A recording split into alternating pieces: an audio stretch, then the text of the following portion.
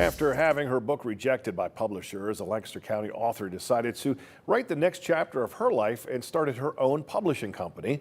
Her book, The Little Brown Seed, is now sold in stores nationwide, and her work didn't stop there. Fox 43's Robert Stover visited the writer at her favorite salon in Lancaster and shares the impact her work has had on other Black entrepreneurs in the arts. It's been 1 year since Diana Jules-Peene accomplished her lifetime goal of becoming a published author. The Little Brown Seed was the first book published by DJPublishing, a company started by Jules-Peene after her work was rejected by several companies. The book represents Jules-Peene's experience growing up as a young African-American woman, something she says is important for young readers to see on shelves. It's not just a need, but there's a want for books like mine, because I think it's very important that inclusivity is in every bookstore, every library, and every school. So it's definitely important for my type of book to be out there. Jules-Peene contacted makeup artist Khadijah Acosta to help get a reader's attention. She reached out to me for makeup for her cover for the book.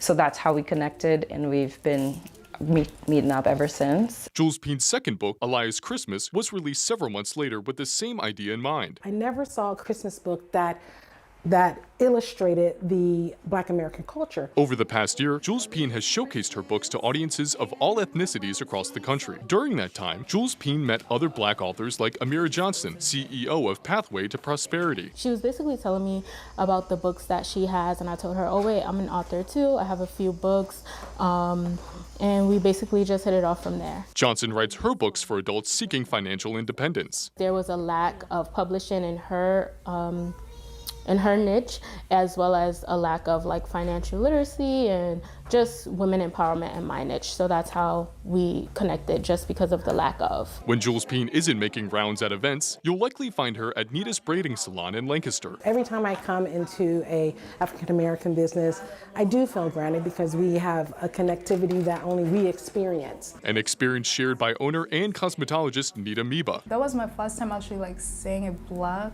writer in Lancaster, because I've never met one, so I was excited and happy for her. Jules-Peene says the salon helps her idealize themes to explore in her books, while also supporting an African-American-owned business. Only 2% of the United States income goes to Black businesses. So, and that's really sad, because then a lot of businesses, they fail. So we all, as a community, we need to support each other. We need to give each other advice. We need to just say, hey, this is what you should do, or this is what you're doing wrong, or how can I help you, or how can you help me? Acosta agrees. Working together kind of empowers each other. It definitely helps because we share the same views, especially on entrepreneurship. More information on each woman's business, including where to purchase Jules-Peene's books, can be found on fox43.com. Robert Stover, Fox 43 News.